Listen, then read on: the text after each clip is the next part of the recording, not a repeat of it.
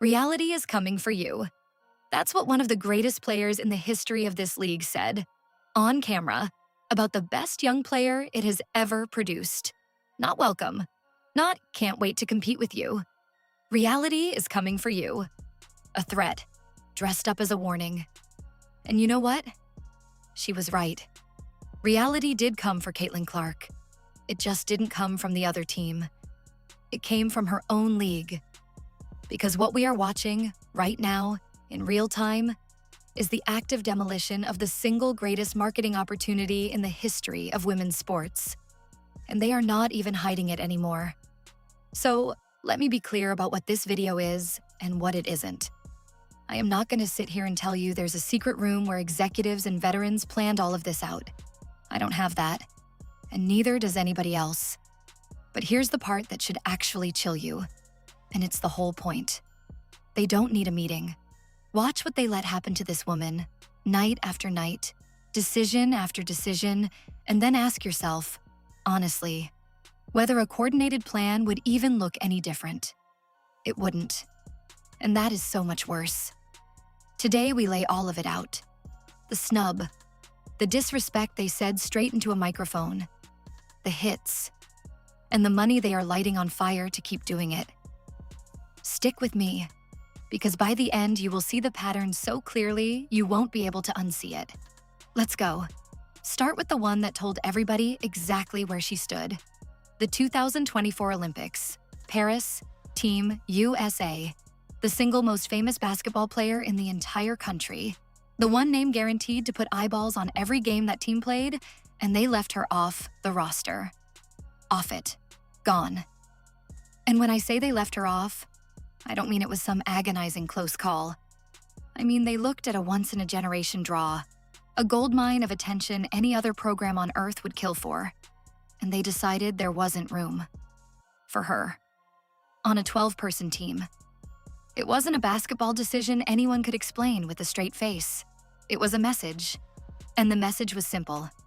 You don't belong yet, rookie. Wait your turn. And here's where it stops being about a roster and starts being about contempt. Because they told you how they felt. Out loud. On the record. I'm not inventing motives here, I don't have to. I'm just going to play you the tape. Roll it. Reality is coming. Okay.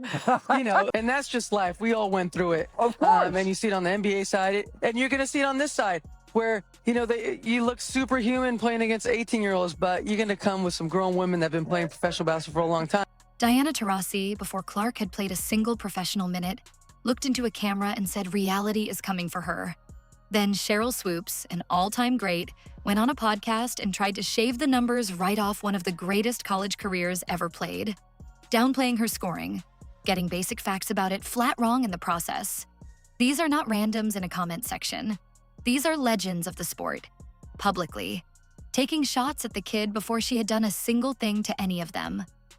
And when I say contempt, I don't mean playful trash talk between competitors. I mean a wave of established stars making it crystal clear that the new girl, the one dragging millions of new fans and millions of new dollars into their league, was not welcome here. Think about the sheer insanity of that. The most successful rookie in the history of your sport walks through the door, and the welcoming committee is a line of veterans telling her to know her place. And let's kill the excuse before somebody types it in the comments. This isn't rookies have to earn it. Everybody gets tested. Every league on Earth tests its rookies, fine.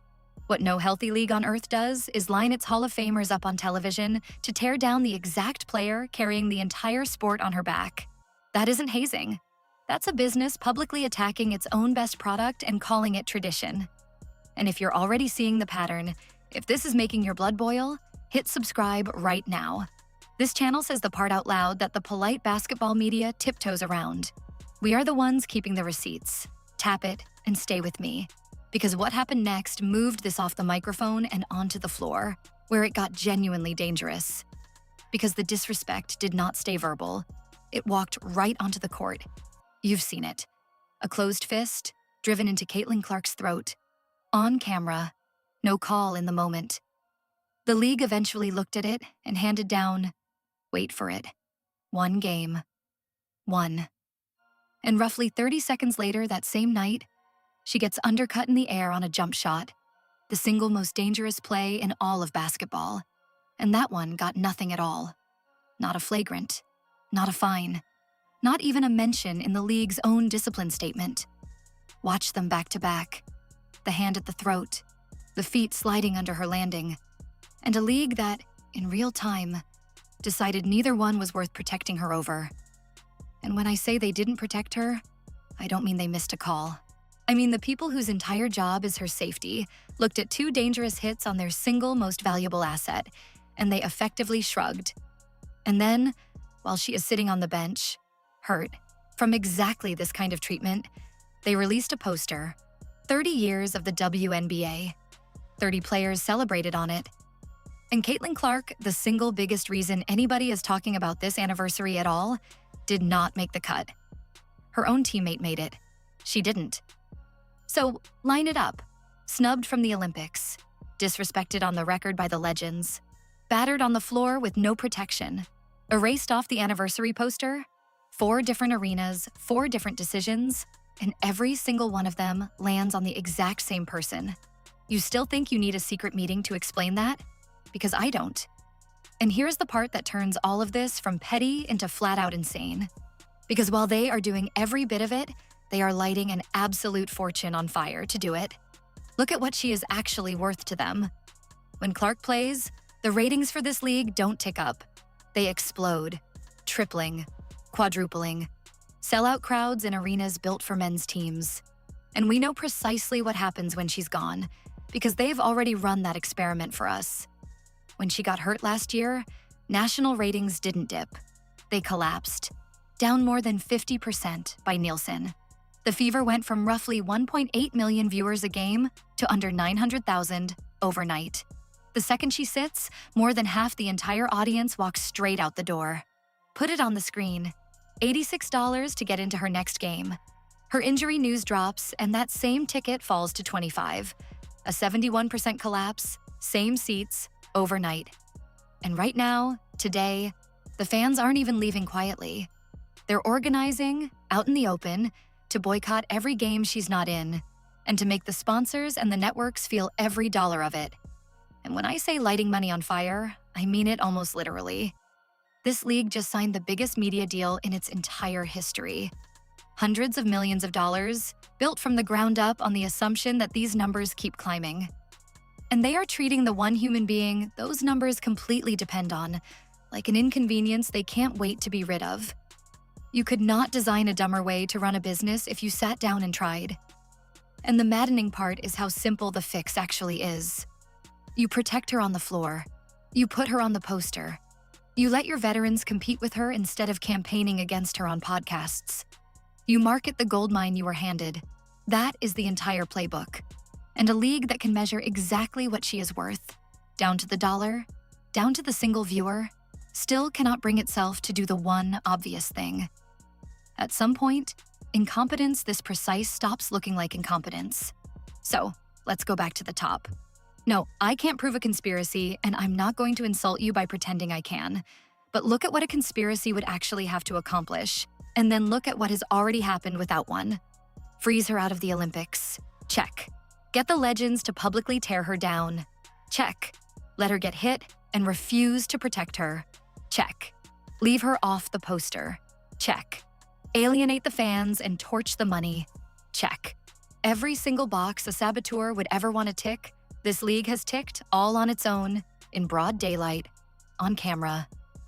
And that is the truly scary version of this story. Not that a handful of people are plotting in a back room, but that the entire machine treats its greatest asset this way by default, without anybody even having to try. When the accident looks identical to the sabotage, the accident is the scandal. So here's my verdict. This is the active demolition of Caitlin Clark. Not with one bomb, but with 1,000 small decisions, each one just barely defensible on its own if you squint hard enough, and all of them pointing the exact same direction. A snub here, a cheap shot there, a poster oversight. A veteran's reality is coming. A shrug from the league office. Add every one of them up, and you get a sport actively working against the best thing that has ever happened to it. And it all goes in the file. The Golden Goose Index. the running count of every way this league fails its biggest star. And this one isn't a single entry. This one is the whole ledger, laid out in one place, and it is damning. So you tell me, is this just a long run of bad luck and bad decisions? Or has this league decided, consciously or not, that its own ego matters more than its own future? Make your case in the comments. I read everyone, and I think you already know where I land.